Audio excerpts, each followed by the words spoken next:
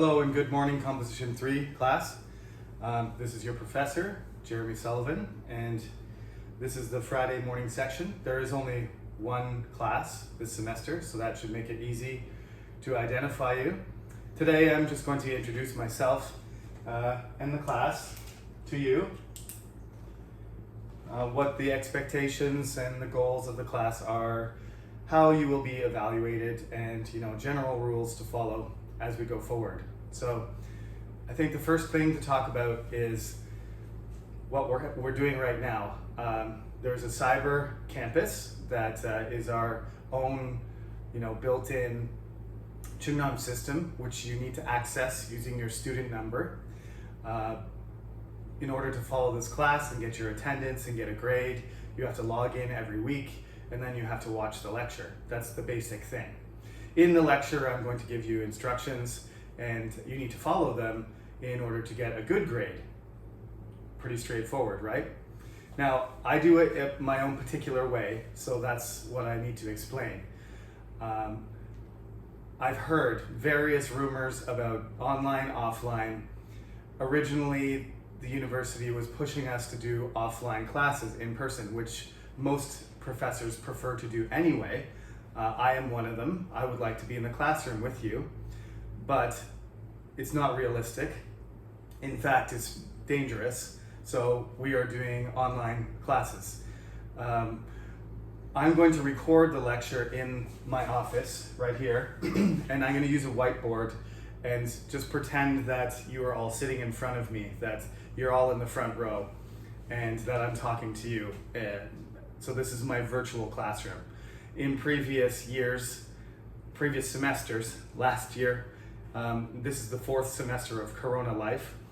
I have done various things, but this is my plan for this semester, is to pretend that we're actually in the classroom and just record.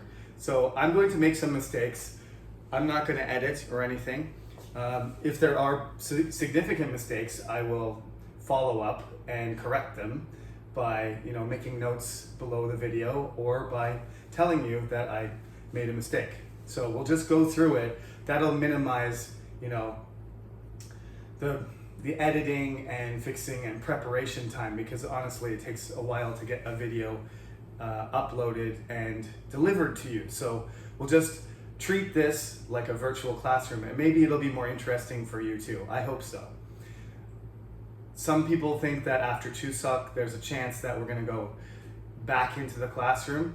The only way that'll happen is if every student in the class agrees, okay? It's a democratic choice, and even if one student doesn't want to move into the classroom, then we can't, because you have to make arrangements, dormitory, kisuksa, or gungdong, villa, or not everybody has to get prepared to move to campus if we decide to do it in class. So I've got a few emails already asking, is this whole class online? Are we switching?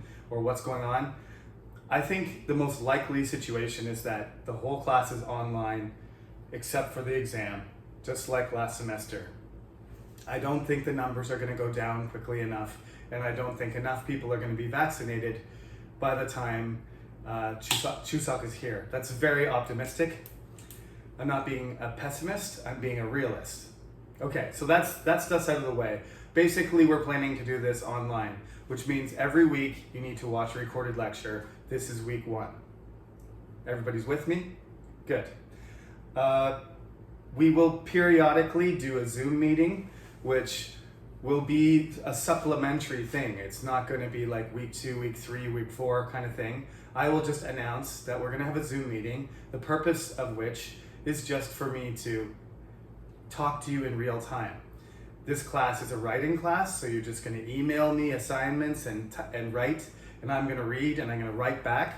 But we need a little bit of human interaction. So the Zoom, it's not going to be a serious class per se. It's just going to be a Zoom meeting where I update you and I ask you how the class is going. Do you have any concerns? Do you have any questions you want to ask me, and discuss? And we'll just get to know each other a little bit, in real time, not face to face, but I want to know who you are, not just your student number and what you wrote, okay? So we'll do that periodically. I'll give you lots of warning, and we'll do it during our scheduled class time. So Friday morning, we'll just have a Zoom meeting, you know, I don't know, once a month or once after a few weeks have gone by, we'll have a meeting and everybody can say hello to each other. And, you know, part of university is making friends and getting to know your classmates. I have most of my oldest friends in my life are from university, and if I sat in my home by myself and only interacted with my professor through recorded lectures, I never would have made any friends. So, you know, you guys, it'll give you a chance to network with other Composition 3 students. You need to get to know other people, not just sit in front of your computer. It's not good for you, okay? So those Zoom lectures will be just additional, you know, meetings that we have, and you need to come to them, right? But it's just a matter of participation, just saying, hello everyone, I have a question, or this is where I live. We'll just get to know each other a little bit. It's not a test. It's just a chance for all of us to be together, you know, a few times a semester. Otherwise, I'm just going to deliver you the material through the cyber lecture week by week, and that will never change, okay? So, primary source of information is the video lecture. You need to buy a textbook. This is a textbook, okay? So buy the textbook. There is a website that I maintain.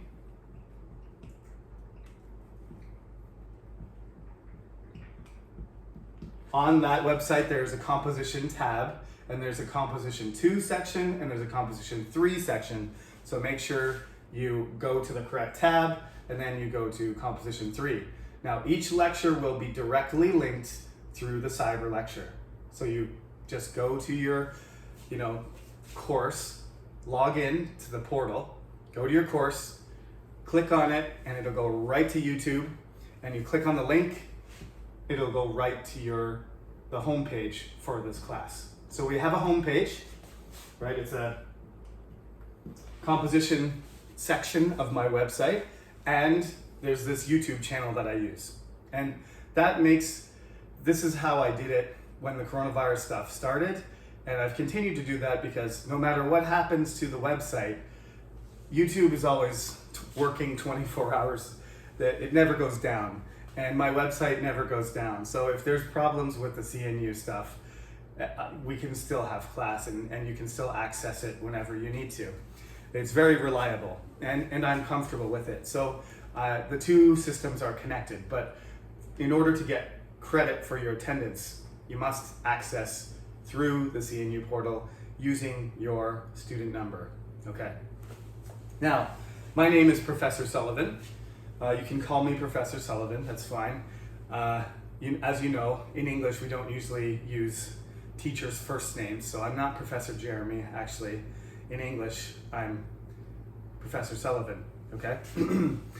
In Korean, you probably wouldn't use my name, you just say 교수님. So, you know, you can just say professor, you don't need to even say my name.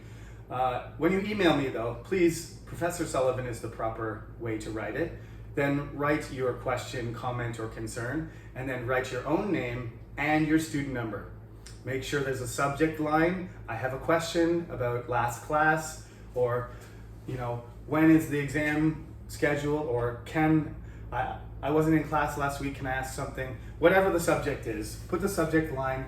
If you include your student number in the subject line, that's even better. But somewhere in the email, write your student number, because I can just search my email box for your student number, and then all the emails you send me the entire semester are there. It makes it super easy for me to keep track. So always use your student number. I will try and learn your names too, which is more difficult when it's online. However, the student number is the primary way to be identified in terms of evaluating and keeping track of what you do during the semester, attendance and everything else. So my name is Jeremy. And yes, one thing that's lacking, many of you are freshmen, one thing that's lacking amongst the first 2 years is I don't know any of you very well. I don't know your personalities, so I can't really judge whether you're an honest person or a hardworking person or a lazy person. So if you want, to express yourself and show your personality, again, the Zoom meetings and sending me emails and stuff is helpful too. Otherwise, you are just going to be a number, and I'm just going to evaluate what you do. And that's all I can do if I've never had any interaction with you. So, I'm a very busy person, but I try to get back to people as fast as I can. I'm from Canada. I graduated from McMaster University. I'm an English major too. I did very well in some classes. I got lots of A pluses, but I also did very badly in math. In particular, in university, I took a calculus class, and that was horrific. I got some bad grades in certain classes too. I took French, so I understand what it takes, what it's like to struggle, at a university level in a second language. I think I managed to get a B in that class, but my French grammar is terrible. So I understand what it's like to be a university student. It was 20 years ago, but you do need to build some sort of relationship with your professor if you want me to understand your situation. So I will try and share a little bit more about myself. I've lived in Korea for 14 years now, pretty much the whole time in Daejeon. I'm familiar with Korean culture, very familiar. So I will work that knowledge and that familiarity into my lectures to try and make it more attractive for you. Of course, there are international students too, and I am also an international professor, so I have something in common with everyone. So hopefully you can enjoy the lecture along with me, and we can share some of our perspectives and interests through writing, because I know some people are not super excited about writing. Usually when I say in a regular classroom, how many of you love writing?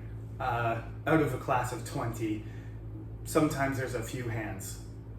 But like 10% of the class is like, yes, I love writing. And when I say how many people don't like writing, there's a lot more.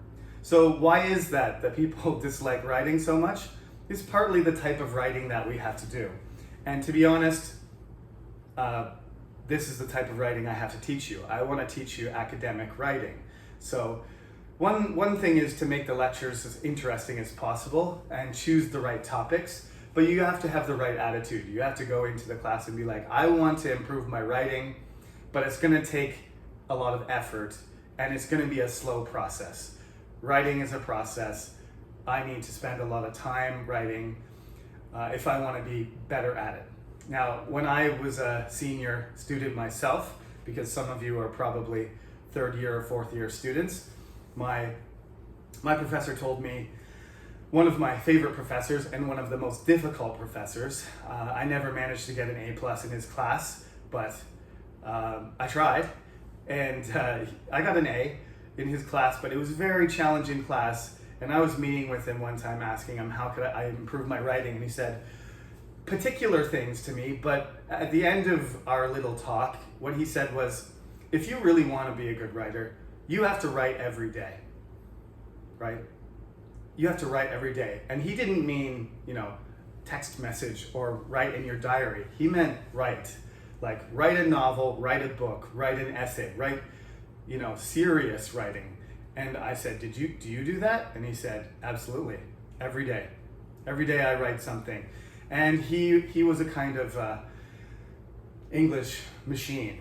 So it was true. He was always publishing, he was always writing very philosophical stuff. So not everybody has to be like that, but that's the principle, right? If you want to be good at doing something, you do it every day. If you want to speak English well, speak English every day. Same thing with writing. So I'm not saying you have to write every day, but this is a commitment if you really want to do better at your English composition. You have to commit yourself to it, okay? So we're looking to be able to write a proper essay by the end of the semester. That's our main goal, okay?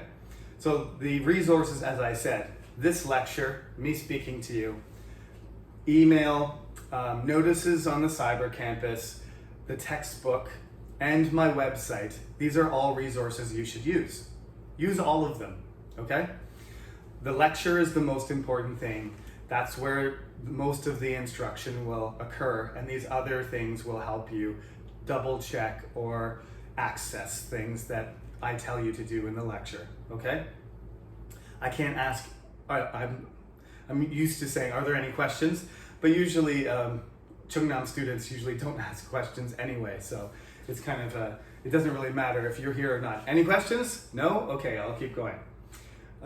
So this is how the course is going to go. We have 15 weeks. This is the first one, it's orientation. The last one is the exam. So we have 13 weeks of material. The material will follow the textbook. It's called Writing Essays from Paragraph to Essay, as I showed you before. Here's my tabs marking my important pages. I'm going to follow the textbook, but I'm also going to criticize the textbook and point out things that are, beneficial, disadvantages and advantages of different things. I have my own opinions and my own method of teaching writing. I like this book because there's lots of exercises and there's lots of definitions in it which help you focus your writing, but I don't agree with everything in the book. It's published by Macmillan. Make sure you get the student book. That's what you need, okay? Again, it's on my website. There's a picture of it. So please pick it up because we will use it a lot, at least for the basis of some of the things I lecture on. And I will skip a lot as well. The parts of we can't do the whole textbook in 13 weeks. So you have to pay attention. Some pages will be more important than others. And I'll let you know which pages are more important as we study. So what's next? Let me talk about just general attitude. You need to come to class. If you miss more than 3 classes, you fail the class.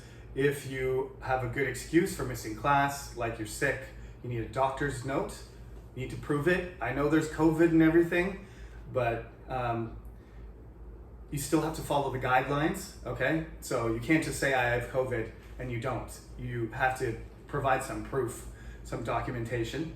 So any sort of sickness though, if you go into the doctor and you can't attend class because you're ill, then you get a doctor's note and you submit it to the English department and you get the document and then everything's fine. If you have military service or you have another, official absence excuse, submit it and then your absence is forgiven. If you just miss a class for whatever reason, you just decide to go on a trip with your friend, you can do that. I'm not going to stop you from doing that, but if you do it more than 3 times, you fail, okay? And if there's homework due, you have to submit your homework. I don't care if you miss 1 class, but if there's something due, you need to take care of business, okay? That's it. But seriously, there isn't a really good excuse for missing any lectures because I'm going to upload this and you have a whole week to watch this recording. So you can still go to the beach with your friend and then, on Friday morning go to the beach and then Saturday watch the video, or Sunday or Monday. So really, there's not a good excuse. Even if you do go to the hospital, just watch the video, before Thursday night. If you start watching the video at Thursday night and you get sick, that's kind of your fault that you waited to the last minute. So you've got a whole week. There's enough time for you to follow the lecture, okay? And the same thing goes for homework. Unless you have a serious reason for not submitting your homework is late. If you hand in any assignment late, it's 3% per day. After a week, it's 0. It's pretty clear, right? 1 day, minus 3%. 2 days, minus 6. 1 week, 0. Okay? So you can hand in things late, but there is a penalty for that. The system locks you out after the deadline. So if you do hand something in late, you actually have to email personally and say, sorry, professor, I'm late. Here's my assignment. That's the way you have to do. you're not allowed to copy anything that anybody else wrote. You can't copy and paste from the internet. You can't take your friend's writing. You can't get your friend to write for you. Okay? None of those things are allowed. That's called plagiarism. When you use somebody else's information, official, famous, friend, parent, book, digital, doesn't matter. Lecture, if you quote somebody else, then reference it. Professor Sullivan said this in class, or Obama said this in his speech, or Shakespeare wrote this in Hamlet, you know? I will show you how to format the referencing, but you have to reference it. When it's your writing, you don't reference anything. When it's somebody else's writing, you do. If you don't do that, it's called plagiarism, and you get 0. If you do that if you cheat on a major paper or an exam, you fail the class. Okay? If you skip the exam, you fail the class. That's it. Got to do the exam, and you can't cheat, or you fail. Okay? Everybody knows that. That's in the syllabus. So 0 tolerance for plagiarism. Just don't do it. Minor plagiarism receives warning. Major plagiarism is punished by failing. What else can I say? If we have makeup classes, I'll announce when they are, but we're not going to have makeup classes. I haven't had a makeup class in 12 years. I never get sick. No, I get sick. Even if I'm sick, I do class anyway. That's what I meant to say. So makeup classes are not going to be a concern. I won't cancel unless something crazy happens, like I crash my car into a tree. Then I'll tell you about a makeup class. But otherwise, we're having class every week. What else can I say? I think that's everything for that. Now, the way the class is evaluated, it's on the syllabus. Homework is worth 10%. Your attendance is worth 20. Homework is just graded like you completed it or you didn't. So 30% of your grade is just do your homework when I ask you to and complete it properly and watch the lectures and come to the Zoom meetings. But that's 30% of your grade right there. Then there's some assignments I will ask you to do, which I'm going to grade those assignments. And those assignments will include things like writing a thesis, writing an introductory paragraph for an essay, or doing an essay outline. Most of those assignments are just kind of pieces of an essay to practice or to get your essay ready. That's what that 20% assignments are. The paper is 20%. There's one essay that will be due in November. That's at the end of after we study essays and all the parts and we practice, I will ask you to write one paper for me. It won't be that long, but hopefully it will be well organized and logical and coherent. And the exam's worth 30%. Notice there is no midterm in the class. So that's one of the things that, I guess it's kind of a balancing thing. Writing a paper is tough, but you don't have to do the midterm. So the paper is your midterm. Look at it that way, right? The major thing that you have to prepare for in this class is do a good job of your paper. That's your midterm. There's no midterm exam. Okay? So that's it. That's 100%. When I evaluate your individual writing, the most important thing I'm looking for is your argument. How well do you state your argument and how well do you build the argument? The thesis statement is the most important thing. From there, how well the argument is connected, the pieces of it is called logic, what your logic is, how well you fit together all of the points and how well you support your argument. After that, organization, content, then grammar and vocabulary, diction, and finally the format and if you're using the appropriate formal level of academic English. So as you can tell, grammar is one of the least important things. It is important, but this is not a grammar class. So you can still do very well, even if your grammar is horrible, like me in French. I still got a B+, even though my grammar was awful, because my professor had the same attitude. my argument was solid, my logic was good, my organization and content were pretty good too. Even though my grammar was horrible, he still gave me a B+ because the quality of the French was good enough for a B+, even though the grammar was D. Okay, so that's grammar. You need good grammar, because if you don't have, your grammar's not good enough, I can't understand you. But as long as you're making minor mistakes, the grammar is not important. So don't feel like you need to be perfect when you write. I make tons of mistakes, typos, spelling mistakes, punctuation errors. We got to work on those. You got to pay attention. Native speakers make those mistakes too. So don't be too concerned about that. What we really want to do is improve the quality, the fluency of your writing and the effectiveness of your argument, so that you can communicate well in English when you're writing. That's what we want to do. Okay? So I hope there's a lot of different topics. I try to be diverse when it comes to the topics, so that everybody's, interested in something that we discuss. And other than that, I think that's really what I'm looking for us to accomplish this semester. And this is composition 3, so usually there are some really good writers and some people that really impress me. So no matter what your level is, I hope you can improve this semester, and that you can learn to appreciate writing and feel more confident when you write in English. I think that's all I need to say for today. So that's the orientation. Please stay on top of stuff. Don't disappear halfway through the semester. Every week, just keep, checking the Cyber Campus for notices, and when they, every Friday the video appears, make sure you watch it as soon as possible so you know what's going on. And that is all. Thank you for listening, and enjoy.